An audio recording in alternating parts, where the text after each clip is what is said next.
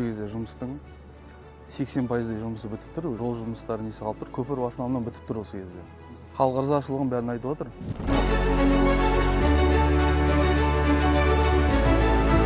Алпысыншы жылда салынған көпір. Ағаш көпір болатын тұғын. Сыртқы ортамен байланысатын осы көпір. Басқа аудандармен, облыс орталығымен, қала орталығымен нағыз күре жол ғой. Бұдан басқа ешқандай көпір жоқ. Осы бірінші көпір.